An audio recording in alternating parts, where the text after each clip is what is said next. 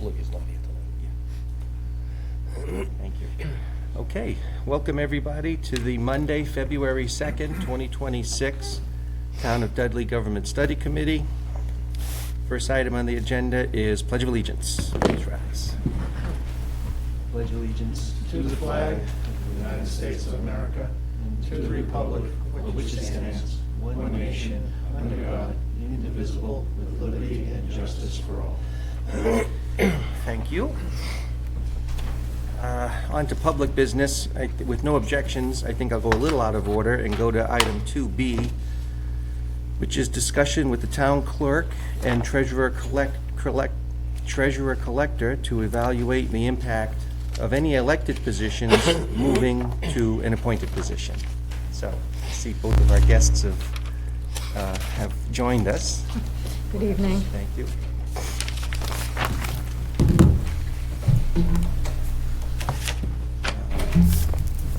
Mr. Chairman? Yes. If I may? Yeah. I would just like to open with a quick statement. That, first of all, thank you for coming in, both of you. Sure. This is a fact-finding mission, nothing more. Okay, this is not a targeted mission by any means. Just a little bit of background. A year or two ago, the town had commissioned Massachusetts DLS to come into the community and do a review and critique of how the entirety of the community operates its municipal services, how it offers to its citizens, so on and so forth. After they came through the community, they issued a report. Within that report, there are a number of different recommendations, and one recommendation tonight we just want to discuss, and it's really looking at a recommendation for the treasurer's office, but let me read it and I'll explain why we have both of you here. So under this report, okay, number 2, page 10, convert the elected treasurer collector to an appointed position. We, DLS, recommend Dudley convert the treasurer collector to an appointed position because this position was established by special act back in 2013, excuse me. The town would have to seek an amendment to the act to make the change back. We understand that the town meeting rejected a proposal to convert the elected treasurer collector to an appointed position in 2020. However, we want to highlight that the vast majority of communities have moved to an appointed position to improve accountability and ensure strong professional credentials and relevant experience. Currently, about 88% of Massachusetts cities and towns have appointed both treasurer and collector, either as a combined role, as we have here, or in separate positions. This trend has been driven by the strong belief that the treasurer-collector offices require specific skill sets, like the accountant and assessor's position in municipal government, and therefore the most qualified should be hired via a rigorous screening process. Lack of proficiency in these skills possess a significant and costly financial legal risk to the community. I believe that last statement is the crux of what we're looking at here, okay? So their recommendation would be to go from an elected, as we have now, to an appointed, really so you can have a vetting process as openings present. If things change, and we're not saying it is, excuse me, no one's losing their job. You have jobs. It would just be when an opening presents, how do we fill that opening? And the problem is, and please speak open-mindedly here, but the way I view this statement is that, and if anyone else, differs with me, that's fine on the committee. But with this statement, what I believe to be true is these positions are professional positions, and we go now elect someone who is put on a ballot. We have no verification of qualifications, skills, history, background, or anything else. It's just name recognition, and we fill that position. It would be as if a position open for some reason, and I want to get back into public service, I put my name on a ballot, I get my name on a ballot, and I'm somehow elected. Woefully, and I'll underscore, woefully underskilled, undercredentialed, everything. But the potential of that happening is there. So this has nothing to do with the personnel that are staffed currently, but this has everything to do with when there is an opening within these offices. So let me get back to the clerk. This really looks at one particular office. We wanted to reach out to the clerk's office as courtesy, because you are the only other elected office in this community. So we wanted to hear your thoughts on this also. With that statement and what the recommendation is from the state after review, please speak freely and openly on your beliefs as far as what is a better position to fill, or how do we fill, through elective offices or a normal vetting process through application. I don't know if anybody on the board. Last position referenced was the town clerk. So you addressed the recommendation, you spoke about my office, went to the town clerk, and now we're sort of in the middle. I will raise my hand and say, I was appointed for the 6-month unexpired term when my predecessor retired. Everything from a resume on bond paper to a drug test. I took the leap of faith. I took a pay cut to get here, sat through a personnel board interview to make sure that I was the preferred candidate. And in 6 months' time, I bought my signs, I got my signatures, and off I went. And this was sort of a warm lead in that I had been on the FAA for 2 years prior to that. So it wasn't name recognition. I have name recognition. We're not going to ignore the elephant in the corner of the room. Everyone knows who I am. Probably more people know who I am because of my name than actual contact with me. Getting beyond that, the question was, what do we do when there was an opening? There was a plan in place with my predecessor who was elected, the town administrator, who still might have been the administrative executive secretary to the Board of Selectmen at the time, and the 5 selectmen to sit there and come up with a plan so that in the event my 6 months was disastrous, they would not be reinforcing, they would not re-elect someone who could not, or would not elect someone who couldn't do the job. And there was sort of that warm lead in that find someone who is on the Board of Selectmen or who hadn't sat on the FAA and or capital improvement, or no one wakes up one morning saying, I registered to vote, I can do that. Is it a formal process? No, but I don't think we're finding a situation where someone out of the clear blue all of a sudden goes to this position. To the flip side of it, back to the framework. I've spoken to this board before, you've seen me here. One of the things that I think is absent from this review should be the commentary on the current framework. Now, your assistant town administrator sits here who supports the town administrator, who supports the 5 selectmen. There is an accountant, there is an admin who is in there, in addition to a retired accountant and the retired assistant town administrator, and you should have had, or you had a placeholder in your budget for an assistant accountant as well. There should be a mirror to that with the rest of these positions. It shouldn't be a single person with all of the responsibility. There needs to be a framework in there.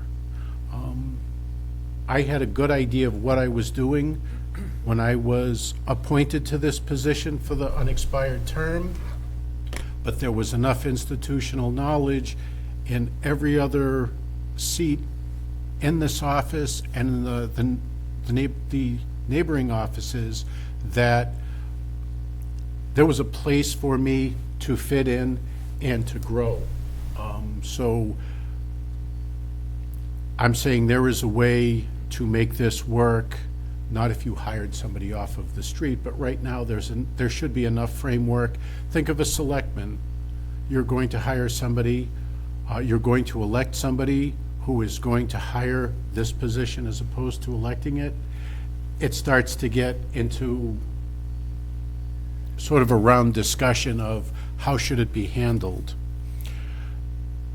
If the DOR is suggesting if they could make the 352nd municipality in the Commonwealth, this is how we'd like to see it set up, I think you can make an argument for a charter that reflects a whole bunch of things in place.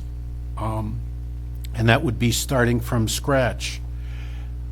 From my first appointment to where we are now, there have been some changes. There have been some significant changes to offices that are near mine. In addition to, I began as a treasurer, and it was the Board of Selectmen that approached me when in 2012 the collector had left to combine the positions just as an operational efficiency.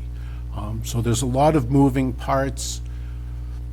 To speak with some objectivity back to what was written in the DLS report, I think it's rather myopic. I think there's more items that weren't included that probably were discovered. It seems this one position here is isolated. I take offense to it.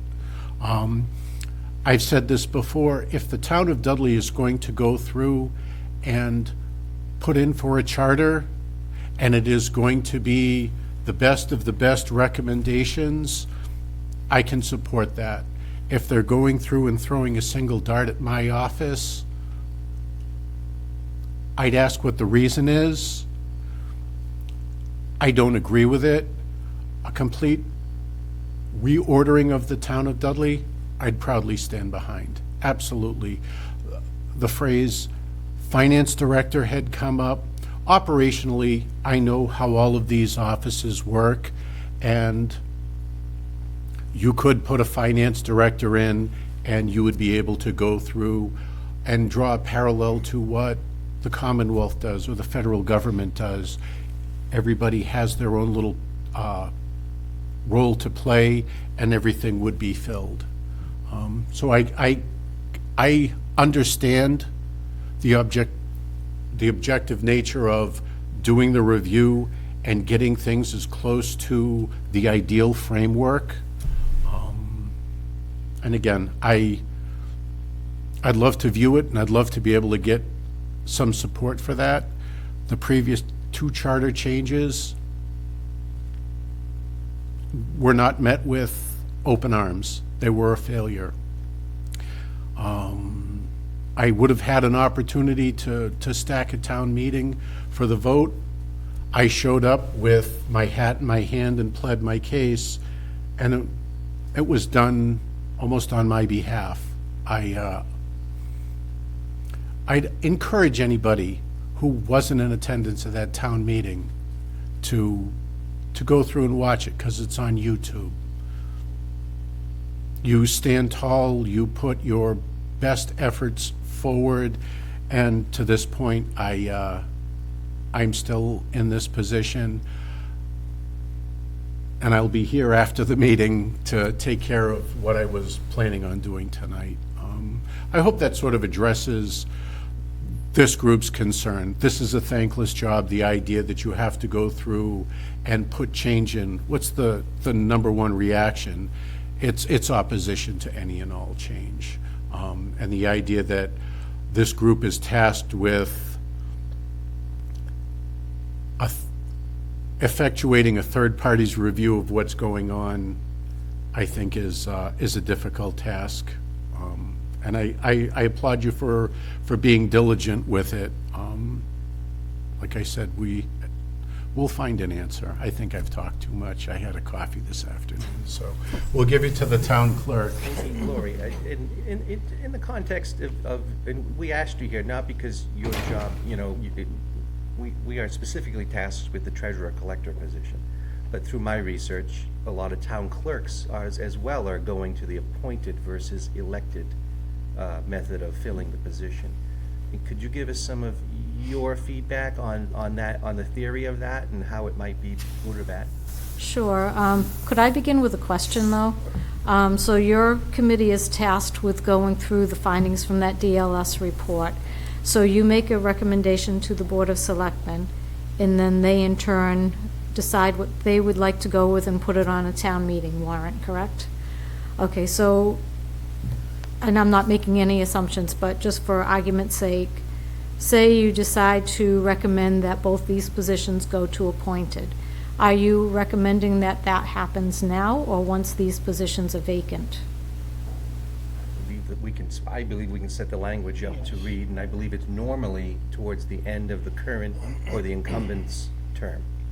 Okay, Usually upon expiration of the current term. But Okay. It doesn't have to be that way. You can set a date certain, you can tie it to a time, you can do it any way that works best for the community. There isn't Okay. one way to do it. So that's an issue that I have right now, because if it's at the end of our terms, we have 3-year terms.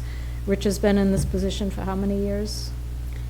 Many. My goodness, I put my foot in the bucket in December 2nd, 2002. Okay, so he's been in his position for a long time. He's earned the respect and the trust of the people in this town. I've gone through, I'm going on my 7th year. I'll be coming up for a re-election again in 2 years. I believe that people know who I am and they're happy with the way that I'm running this position. I'm doing it to the best of my ability, and I think I'm doing a good job.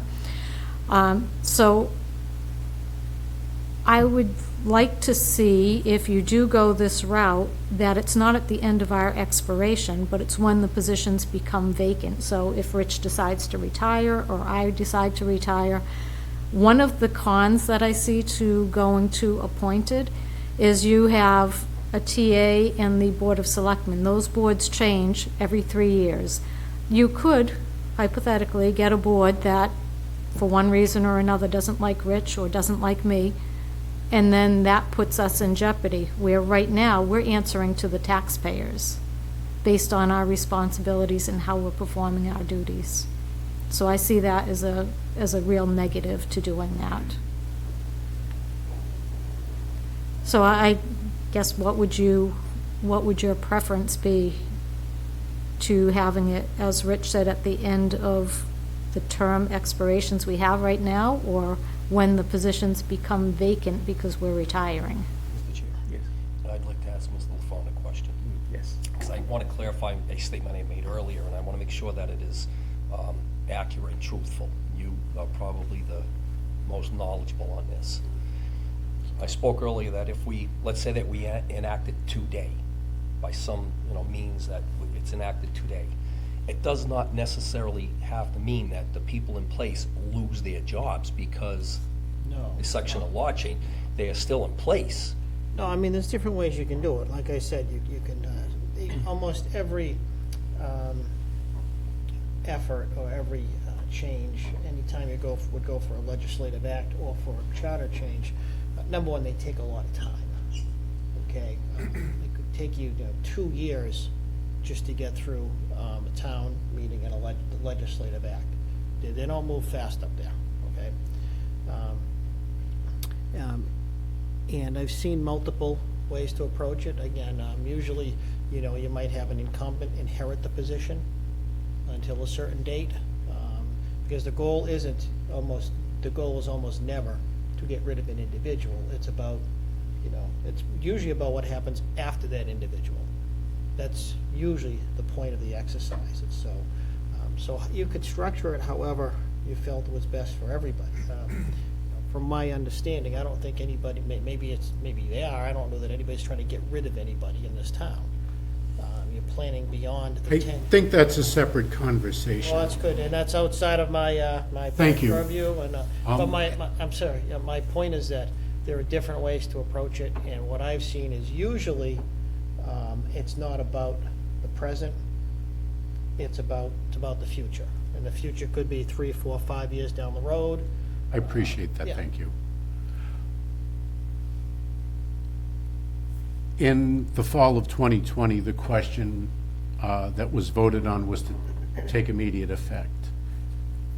It would have been submitted to the general court to go through with the suggested language that said, this shall take effect immediate upon its passage, as opposed to, and you are correct, it's my understanding, you may do it as of a date in the future, picked at, for whatever reason is going to be.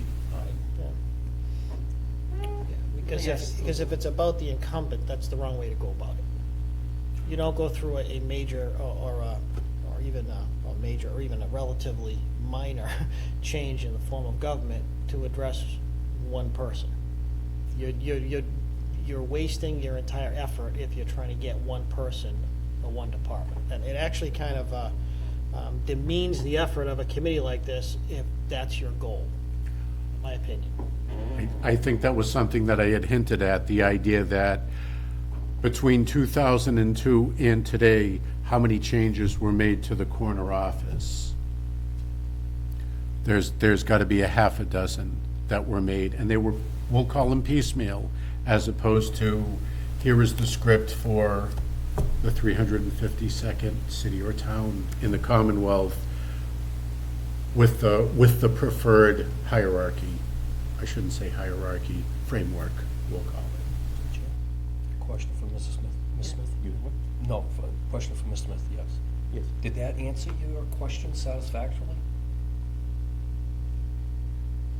I mean, I'm not personally concerned myself. I'm probably looking at retirement in No, but you had a 4 or question. 5 years, so Understood it's that. not that I'm concerned about my position in particular, but I do think that is a concern going forward, that because it's a changing board, that Board of Selectmen's always going to be a changing board. You never know, and no one can say with certainty that that would not happen. So I think that's a danger that you get going from having someone be elected to appointed. The other thing is, if the whole point of the survey was to do what the people in town wanted, this has been on warrant articles at least twice that I'm aware of within the last 10 years, 15 years. One while I was town clerk and one when Aura was, and it got defeated. So I guess it's what the intent of your committee is, if it's to do what the residents truly want, or if it's another. Want to hear from them. And we will eventually hear from them. Yeah. Just like our meeting with the water and sewer commissioners and the highway department, we invited those departments in to learn more about that situation and the possibility of combining them. And we are going to have eventually some public, advertised public meetings to have people come in and comment on their thoughts perhaps on that. There will be an opportunity for public comment on this issue as well. We invited you two here today to get your impression of the issue, just like we did with the other departments. Sure. And I know some towns do have appointed town clerks. There's pros and cons to both sides of that. And that's what I'd like to get to, regardless of how it's filled. Let's just, we're all 30 years younger. That's great. Younger than what? Today. We're all 30 years younger today, and you have the whole future ahead of you, right? The concept of elected versus appointment, the pros and cons, as we've seen, as I think, and I don't know, do you have much contact with other town clerks We that do, are yes. appointed or elected? And what are the pros and cons of either Okay. situation? Well, And I think to put yourself not only professionally in the town clerk position, but as someone from the outside looking in saying, boy, those are all valid points. If an unqualified, woefully inadequate candidate gets this job, what happens to the integrity of the town?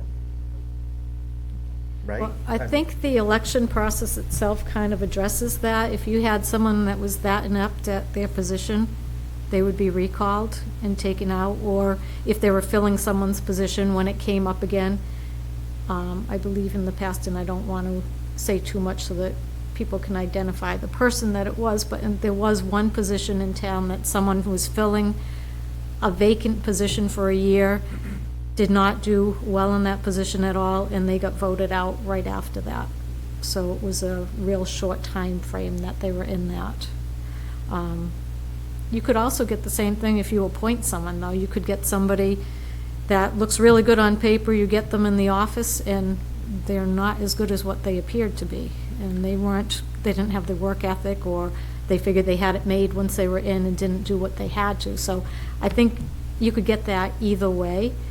The elected, I think it's only a con when you're first getting into a position, people don't know you. Once you get in, you've had a chance to prove yourself. And looking back on the elections in Dudley, as far as town clerk, I can speak to that looking back. We've only had 4 town clerks. There hasn't been many.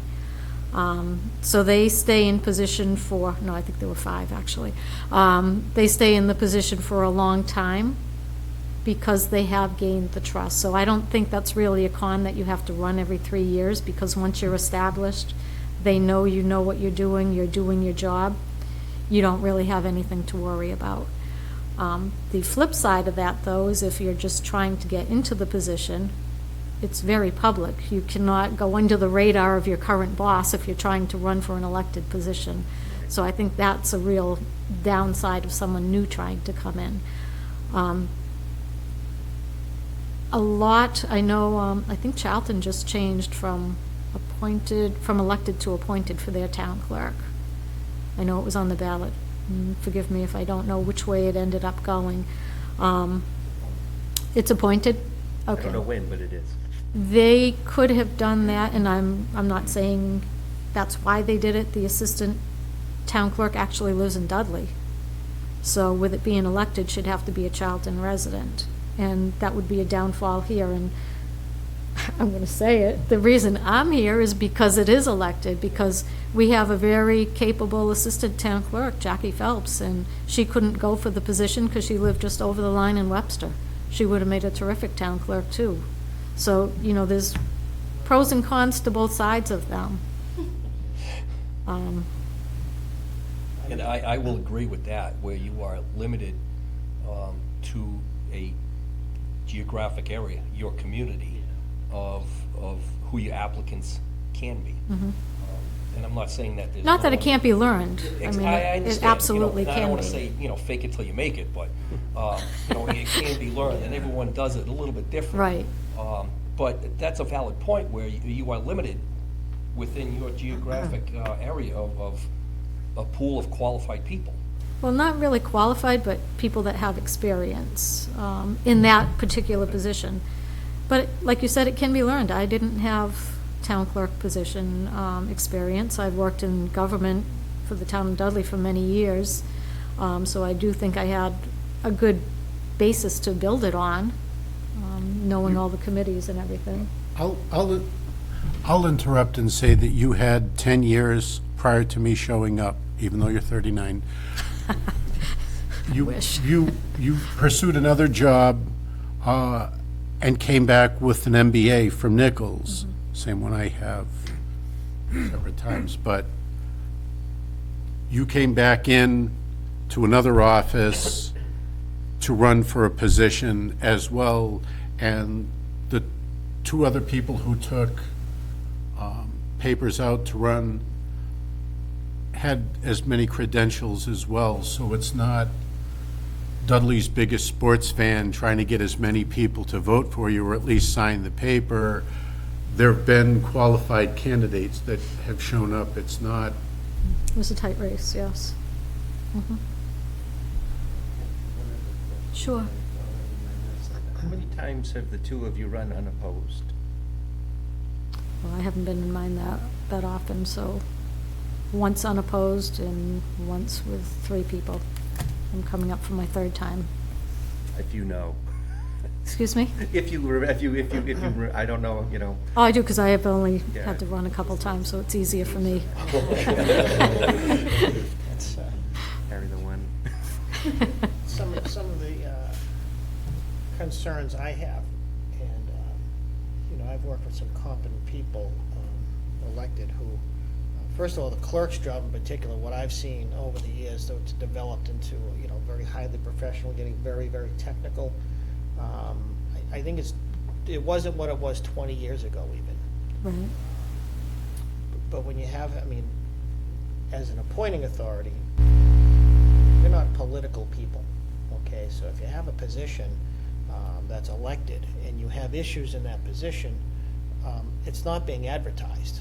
A town administrator or town manager isn't, saying, hey, look, he or she ain't doing their job, so, people, you better think about voting against them. It doesn't work that way. In fact, sometimes you have elected officials you work with. They have personal issues. They have all kinds of issues that keep them from performing their job the way it should be performed.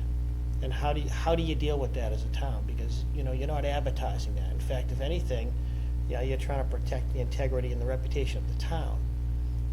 So I've worked with some great elected officials. I've worked with some, great appointed officials. So that it really does become a problem when you have to troubleshoot and when you have to deal with, like, every employee at some point has some personal issues. Things that keep them from, from performing their job. Sometimes it's lazy. Sometimes it's incompetent. Sometimes it's people who just can't grasp what needs to be done. And you don't advertise that because that's not what appointed people do. So it is difficult. If you weren't showing up to work half the time, okay, well, maybe the town does learn that. Okay, so in 3 years, the town learns that their treasurer collector is not showing up for work. Well, how much damage is done in that time frame? How much damage can be done in a fairly limited period of time when you're talking about financial administration of the town. You know that probably better than I do. So it's just, so waiting 3 years to determine whether or not there's been how much damage may have been done. That's a tough way to run an organization. That's all. So you may be competent, okay? That came out the wrong way. Say maybe we are. I'm confident that you're very, very competent, okay? So but that's not. The lead up to all of that, I appreciate, which probably reinforces all of the things that aren't in the DLS report. There needs to be the monthly pulse taking that, hi, what's going on? Not specifically with the town administrator who is at every selectmen's meeting, planning board, Board of Health, any and all of them. There needs to be passing grades for everyone. I'm not joking. Drive by on a Monday night at 7:30 and you'll see the lights on because I make this a priority. There were the opportunities for other departments to not do that and allow things to lag behind. And I agree, you are 100% right. I can gum up the works if I'm not doing what I'm supposed to be doing, but so can others. So it's the idea, whatever framework this government has, there needs to be that accountability, and there also needs to be the ability, at least on my end, when I push a piece of work forward and says, it's all done, and there are no critiques on it, as opposed to rumblings because, I heard this 20 years ago, blankety blank riding off of a name as opposed to actually working and get things done. I think whatever changes to this government need to be made. Back to the example of a Board of Health or a planning board.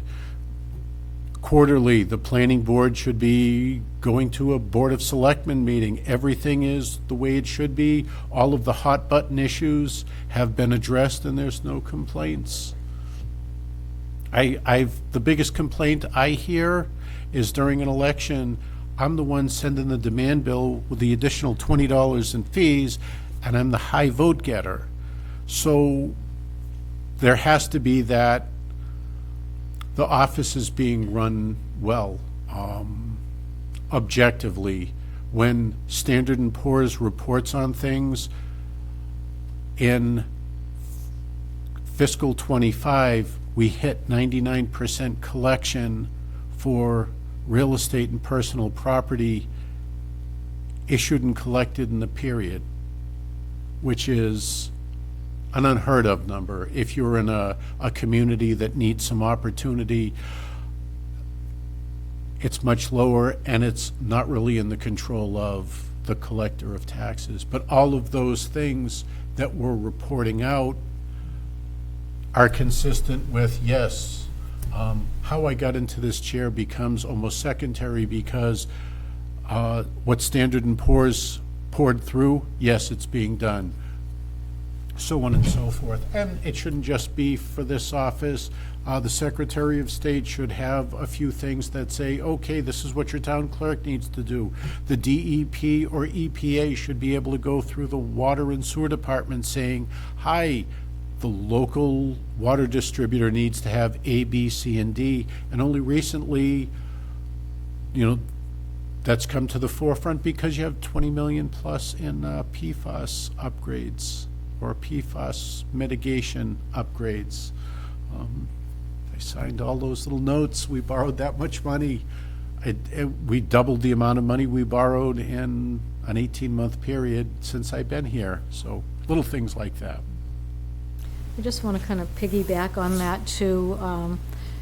I know, Rich, you mentioned that in 3 years things could really get gummed up, but as far as the town clerk's position, a lot of our things are regulated by state and federal law that we have to do.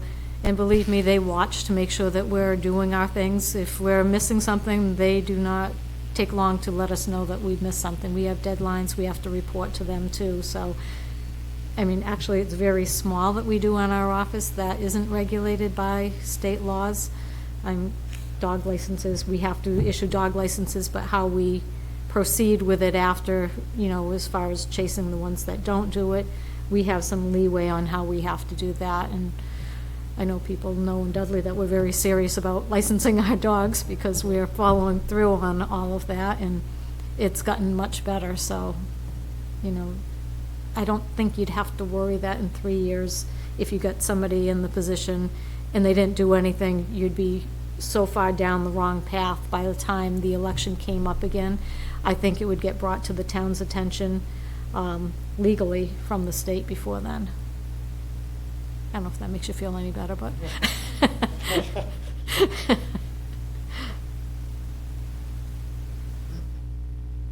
other questions or comments? I have one.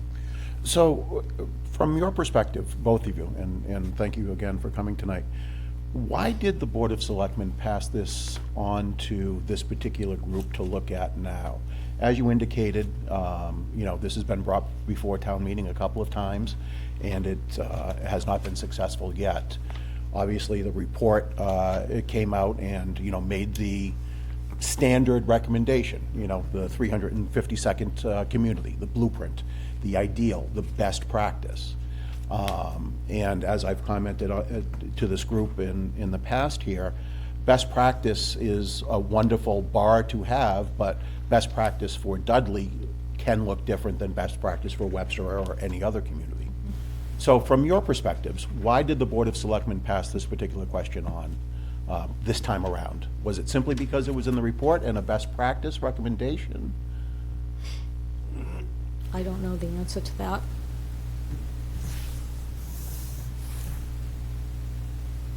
Your state rep, John Marcy, who used to be a selectman, he had the statement, always assume a positive intent, I can find a situation where 5 selectmen who have tried to push something forward and not had success engage a different group of professionals for a different view. It's the optics of this group going through with varying lenses, saying, this is good, this is okay, this is probably not what we want, so that there's at least better engagement. You don't want the white noise of every year, we need an override for $10 million, and it keeps failing. Well, after the second, third, and fourth time, why would you even put something forward? That's the scenario that I see right here. Instead of immediately the Board of Selectmen recommending something like this, it's an opportunity for participation and input other than the immediate circle of the 5 selectmen and, let's see, who's still out there, 1 or 2 former selectmen for their input. You've made your engagement larger, different perspective. Let's see, who works in government and who doesn't.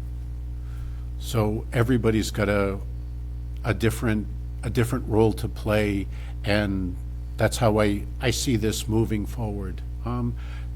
Some boxes were easy to tick. The first one-time revenue for one-time expenditures, that's your life. That's your own personal savings. You go through, if my paycheck this week was $100, I shouldn't plan to spend 105. I should be planning to spend 80 of it, knowing that I had a couple of those pieces of 20 already off to the side. That's sort of how I'm viewing it, if that made sense. So.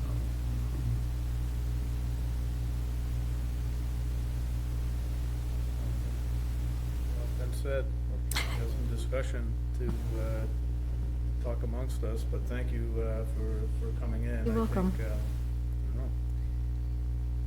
There's other things to look at versus elected versus appointed, right? And so this is just one step in that direction. And you definitely given me a lot of things to think about on both pros and cons from both of you.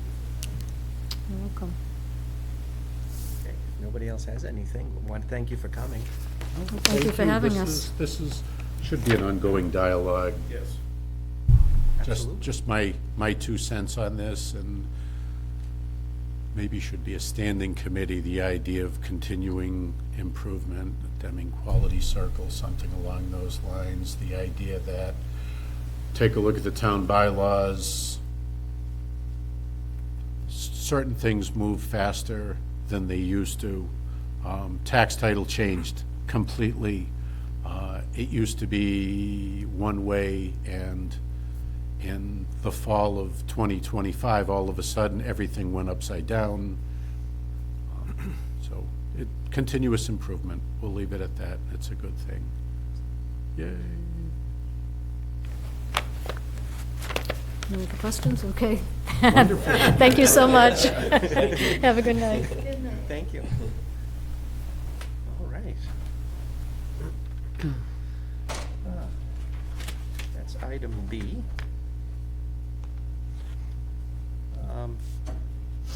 Go back to item A. We need to vote to approve future meetings or take any action relative thereto. February 10th is next Monday. So I think we've all kind of recognized over the past few meetings that we have oh, that's Tuesday, sorry. Tuesday, That is Tuesday I was just because, gonna say, I thought we were doing Mondays when I saw well, this. Tuesday because Monday, that's I think there's a Board of Selectmen. Board of meeting. Selectmen meet on Monday. Okay. So that's a Tuesday. And we've kind of all recognized that we have quite a bit of work to do. So meeting and discussing things is the best course of action. So we all agree that we'll have a 2:10 meeting? Yeah, Move, we have a 2:10 meeting. okay, good. All in favor? Mr. Chair? I know we've talked about this before, and I recognize the fact that there's a lot of work that needs to be done. And the idea of having a weekly meeting is, and people may disagree or have other thoughts, but a weekly meeting for the foreseeable future is a lot to ask. How about just a couple? I mean, I have. One meeting at a time, Paul, one meeting at a time. I have no problem if we, look at our original thinking of every 2 weeks out. And, I guess if there's crunch time and something extraordinary comes to light, we have no choice, then, we can add another meeting in there. But every week is just, it's a lot, on people's lives. And again, if anybody else thinks differently, please speak Yeah, up. I'm gonna just, I'd rather be doing this now, in the dead of winter, every week, when the weather gets good. That's just from a personal. Hard to argue. Maybe what we should do is try to develop a calendar, come up with an end date and work backwards and try to figure out, do we need to front load these meetings now? I tend to agree. I'd rather do these when there's heat here, as opposed to heat outside, where you might want to, be outside. But perhaps having that big view calendar, especially since we've met with the Board of Selectmen, they've pushed out some of the date expectations, would help us figure out, okay, let's really put the foot to the gas in this period of time, and then we can ease back on it. Because I agree, I don't want to be doing this every week. If this was a standing committee that was every week, I'd love watching it on TV every once in a while, but I would not be here. But I do think, there is quite a long list, potentially, of things ahead of us, or short list. And, having those timelines in place, I think, can help us determine that. We have the July 1st deadline to report back to the selectmen our recommendations. Now, we've got 10 or so items. We have to vote on all of them. I mean, there's a chance that we don't vote on any of them. Can I We just- may make a recommendation not to pass any of these along. Just clarify, I think the Department of Revenue report, I don't believe charged this committee with, one of the recommendations in the report is to form a government study committee. It wasn't to give the government study committee the responsibility for reviewing everything else in the report. I know some of it is inevitable, this is. Well, there's the DO, but but I think you're combining two things. The DOR report is one report, which has 20 or something items in it. We were given 9 or 10 to research specific, Okay. under the DLS The report. DLS report, okay. Getting my reports. mixed up. And to do the research, poll the public, and impartially recommend to the selectmen whether or not to act on any of those items. At some point, there are going to be some conversations with some of the other departments, for instance, say the police and fire chiefs, about their thoughts on elected treasure collector versus appointed. How does it impact their departments, from their own history? And that's just an example of. Mr. Chair? Yes. So I have had quick conversations with the chair on just what you're thinking, and it is my belief that, a small change could have unintended consequences down the road. So it was my belief that, speaking to the chair, that we need to co-op public safety. So have both fire and police chiefs sitting in front of us as, what we had tonight, and also previous with all public services for water, sewer, highway, so on and so forth. We can go as far as also maybe going into fiduciary and have Mr. Carmignati back, and also the town accountant, so we can get their, viewpoint on what's recommended and pointed out in.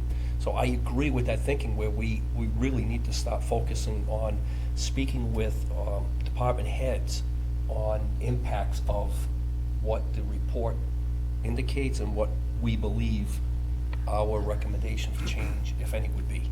I completely agree. Those are a lot of interviews. Yes. And that, I think,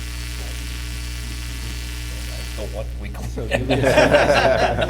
Keep talking, Bob. That's your own opinion. yourself right into it. So you just set up the schedule. I have nothing to fall back on. Except the wall. Yeah. So yeah, I think that's where we're coming from though, where we want to start polling these people and getting some more public opinion, or we schedule longer meetings, and the unlucky person who gets the second or third hour of the meeting, Yeah. we all want to go That'd be somewhere my else. last choice. My thinking is, you lose people after a couple of I do hours. too. You know, that's, I think a briefer meeting with more pointed conversations is definitely more fruitful. Yeah, we can go twice a week if you want. From a personal standpoint, I'm already out usually 2 weeks and 2 nights a week. Yeah. and you're, Most weeks, so this, And you're- for me, this would be a third night a week. and you're in so- early budget season, so. Yeah, so, again, just from a purely selfish standpoint, we should, that's why Monday nights do work out pretty well for me, that's all, It can be every Monday night, except the second Monday, that's when the Board of Selectmen meets in Webster. Okay, so you were talking about the 10th, So I Mr. Chair? said my piece, and whatever the committee decides, the committee decides. Can you do the 10th? I can do the 10th, yes. Okay. So we have the 10th as, Yep. Now, if we're going to invite some people to that meeting, who would they be? Would that be an opportunity if we can get the fire chief and police chief in that soon? To discuss things with them on how, I mean, you mentioned specifically like how the elected appointed issue might affect their departments. But should we start to look at, from their perspective, all the other things, like communication, and go through all those issues? Right. And of course, one of the major issues for the police and fire chiefs is the status of the Board of Selectmen, the and/or town administrator. Who's in charge of what, who has authority, how does it, how those much? departments work autonomously though? Aren't they independent? They know their job, they run their departments, they do their thing. I'm just, is it, sort of like the sewer department, as we found out, is kind of an independent kind of entity. The things I think the issue, and, while we're here, we are looking at efficiencies, but it's, the smoking gun is following the money. That's kind of how the treasurer got brought up, right? So I think, in my opinion, we need to follow the money, and we need to look at efficiencies and how to make sure there's check and balances for how we make and spend money in the town. So if you look at our objective accordingly to that, do we need to be looking at these outskirt departments? I'm just looking at it from our timeline and our efficiency, and what tree are we gonna bark up, and look after? That's, you can. If I may. I'm sorry, go ahead, Rich. I was just going to say, I do think public safety and the leaders of public safety have an integral role to play in town government. So hearing from them about the effectiveness of the current form of town government, I don't think is looking at fringe departments. That's just one man's perspective, though. Real quick. Yep. In terms of following the money, at what point does following the money equal less money for someone else? Right? If one department Every needs more or budget less. cycle. Every budget cycle, right?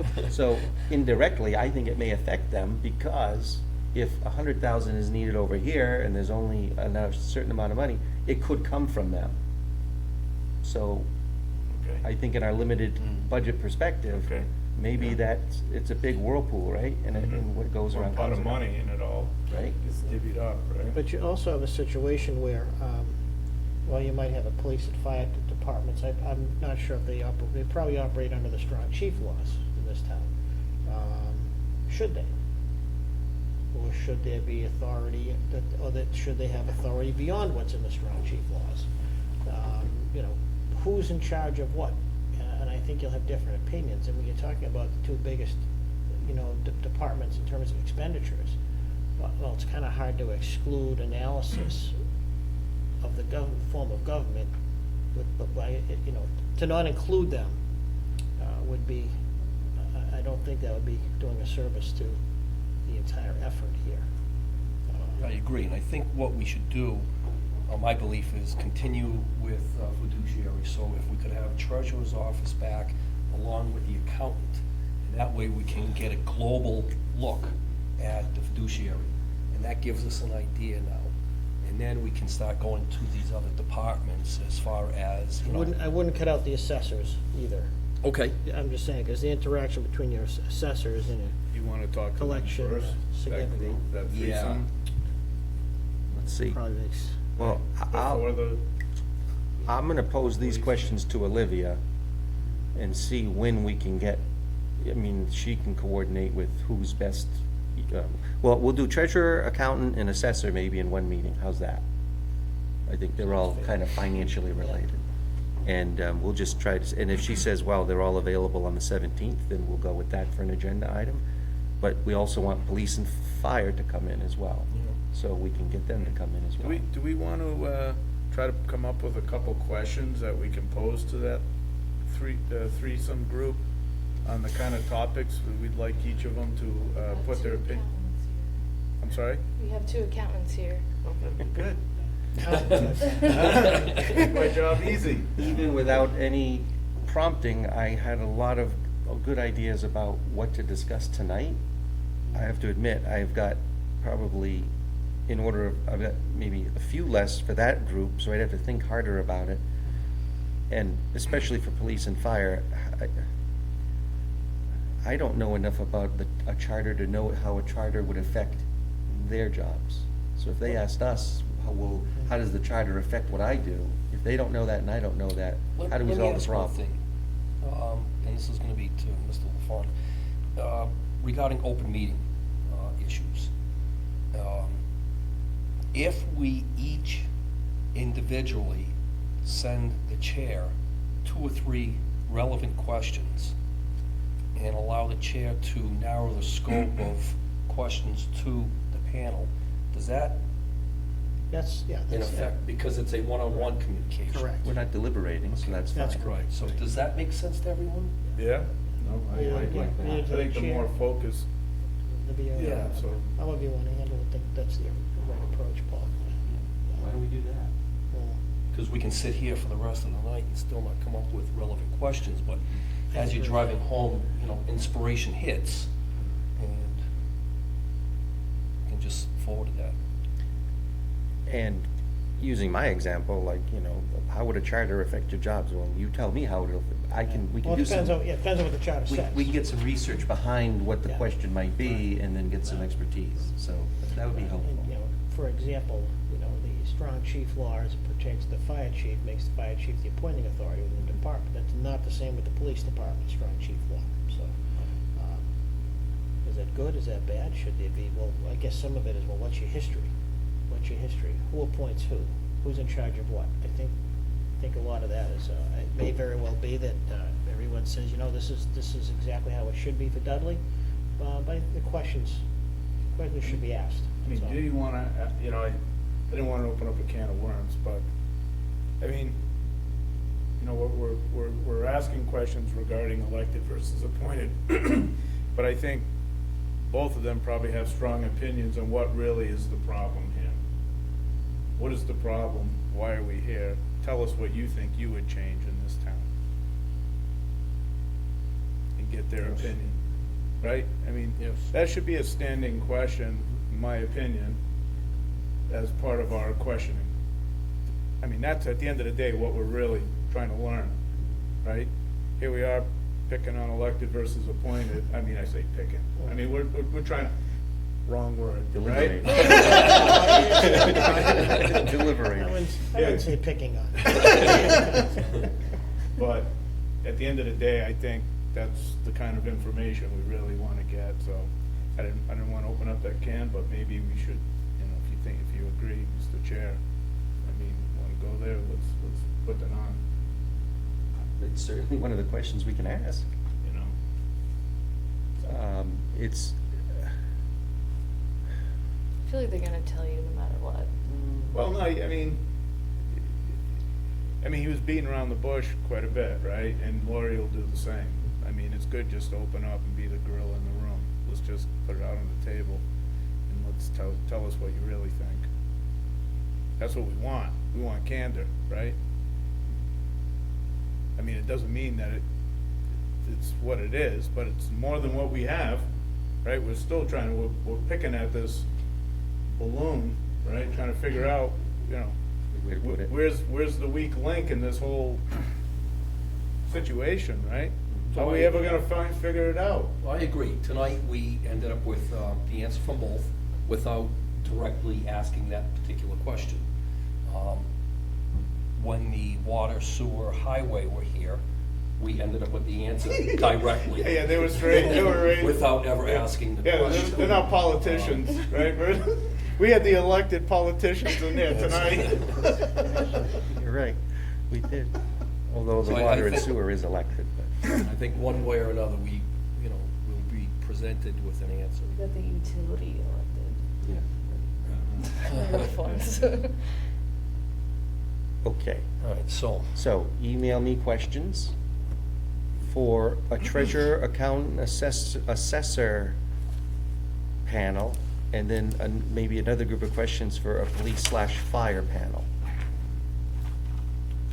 Those two meetings will get us. Did we vote on the 17th? Not yet. Okay. No, I'm still trying to figure out what we need to do, then we'll get to when. So we're going out of order. Sorry. This group, the highway, water, sewer, these two groups, I think we've covered everyone. Yes. Do we want to invite in any other departments that might want to speak to us on the topic of concerns, problems, or perfection of elected versus appointed? You know, there may be tangential things, not direct things. Obviously, direct things are the finance team. But indirect things, there may be something to gain or nothing to gain, you know, which tells us something as well. Well, I mean, with these two groups, look, we met with the highway and water and sewer to discuss the combination issue. Today, we met with the town clerk and the collector to discuss the elected versus appointed issue. These groups are being brought before us to talk more about the broader scope of all the issues, right? So, appointed or elected, we can ask the accountant or the assessor what they think of that, but we're also gonna ask them what they think about the charter issue as well and all these other things.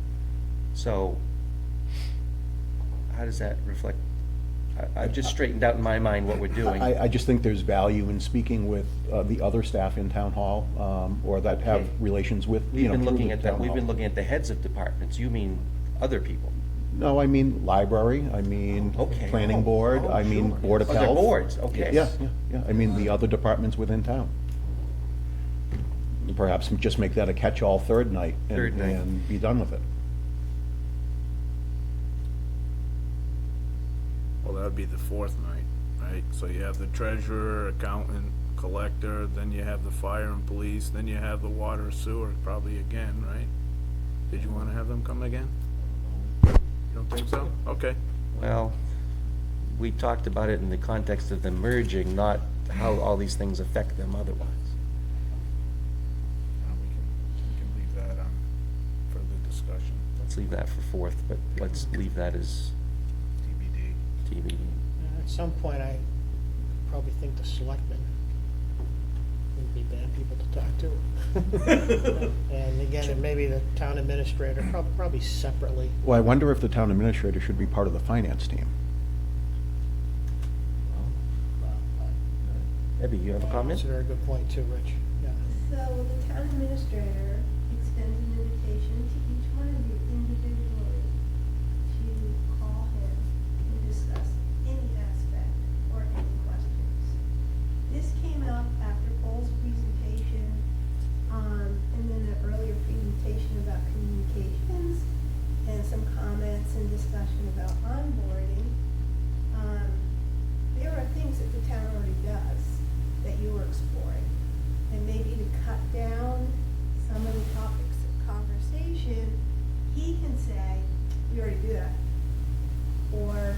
economic development. Or we tried that 3 years ago and it's tossed to the side. So maybe turn down some of the things that you're talking about. He's available to each and every one. Question, would he prefer, would the town administrator prefer to go through the chair of this committee? Or would it be okay to have each individual reach out to him if needed? The conversation that I have with him, he welcomes each individual, and he welcomes any questions, clarification, history, bylaws, knowledge. He essentially has knowledge of the whole. You okay with that? I would not object to anyone reaching out to him, so that's fine with me. As long as you report your conversations back, and we can use that as information to make some more decisions.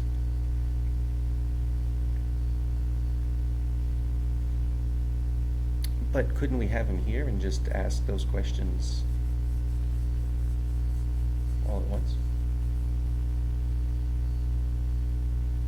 Well, I think just to be fair, the span of questions that the town administrator may get would be a little, I mean, what we have here today was very focused, very specific issue. I think if you want to talk about, a larger range, I think it would be something that we would probably want to give him a list in advance of the types of things we'd like to discuss, so he's prepared to do that. Ask him to have that conversation.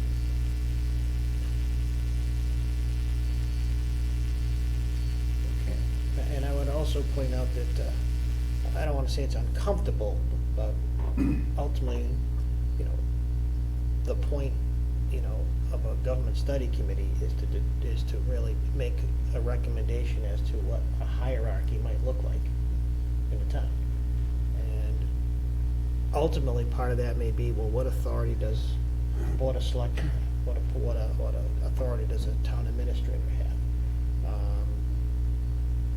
So it's a little bit of an interesting conundrum, so I think, want to appreciate that and give, whether it's John or any member or members of the Board of Selectmen, a little more, I guess, a broad scope of what.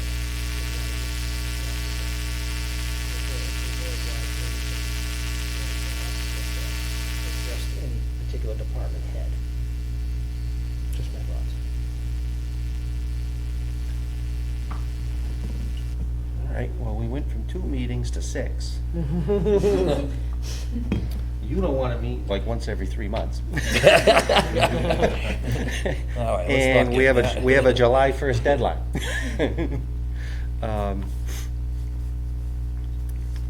So, why don't I check with Olivia and look, we've got treasurer, accountant, assessor, police, fire, library, and other boards. Why don't we start with those 3? They're gonna be the recipients. I don't know, what's the right term? The only thing I can think of saying is they're gonna deal with the aftermath. If there is any, of what we do or don't recommend, probably the most. Other than maybe the selectman and town administrator who have to enact it. But why don't we start with those boards? I'll ask Olivia how we can schedule them over the next 2 or 3 weeks. And then we'll start to formulate, but everybody can maybe start to formulate some questions for those 3 groups. So that if she comes back and says, police and fire can do next Tuesday, but if we do agree to the 17th, maybe it's the library that meets then, and then we can just adjust the questions based on who can meet and when. Just because I don't know who we're gonna be able to schedule and when they're free, so. And then we'll get as many of these meetings out of the way now, to everybody's point, as weather and things get better. We're not meeting so often, and, well, that's when the writing and the compilation of all this stuff will start to take place. That can be done whenever. We can finish these meetings by mid-March. And we don't have to have, I mean, correct me if I'm wrong, though, as we go into the March timeframe, if we have a public session, we don't have to have a public session on each one of these things. Right. We can lump 2 or 3 or even 4 together. Right. I mean, if we do all 6 and 80 people show up, well, we know we're in trouble. But I'm a betting man. I'm gonna bet that's not gonna happen. But anyway, we could probably, a goal maybe for, by the end of March, to have met with the departments and issued the public meetings by the end of March, You mean scheduled? scheduled. Okay, all right. Yes. And talked with the town administrator. Including the town administrator. Yeah. Just, Yeah. let's get all the. Absolutely. All the inputs And then done by then. would a citizens forum be after all of our boards and department heads I think have been so. met? That'd be my thinking. Yeah, so that they can assess their, like, you know, the comments of all the Yeah. people who come before us. We hear it, the public hear it, and then we get together with the public to discuss it. I think that's the perfect, And I think you could manage Preparation. it such as the moderator would manage a town meeting where you offer guidelines of how long they can be at the podium. You know, get to the point and Mhm. instead of just running on. yeah, absolutely. Okay. Okay, so, are we good with next Tuesday, February 10th? Okay, and are we good on the 17th? Yes.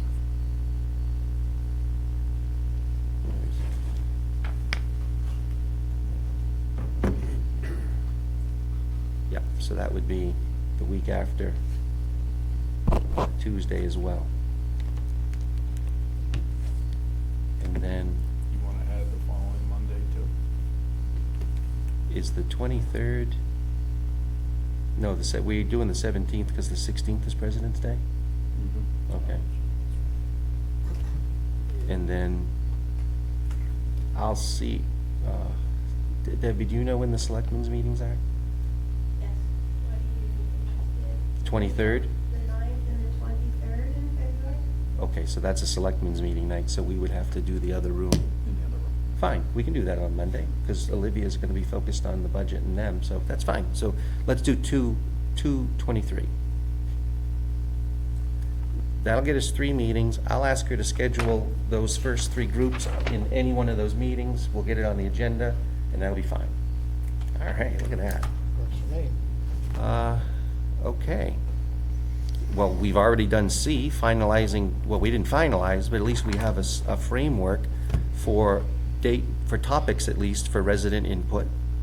We're gonna do these meetings and then have that after that with a goal to finish this by the end of March, this information session.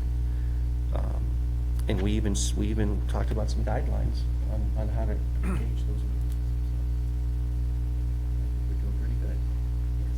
Could I ask, perhaps we could have Olivia reach out to the town moderator and get in writing exactly the rules that are used at town meeting? I think we probably know them off the top of our head, but that way it's clear and clarified. Valid point. Good thinking. Yep, absolutely. Sounds good. Okay. Anything else? Mr. Chair, I don't know if anybody in the audience has. Oh, sorry. No. This track goes out there. Thanks for keeping an eye on me. All right, motion to adjourn? So moved? Second. All in favor? Aye. Thank you.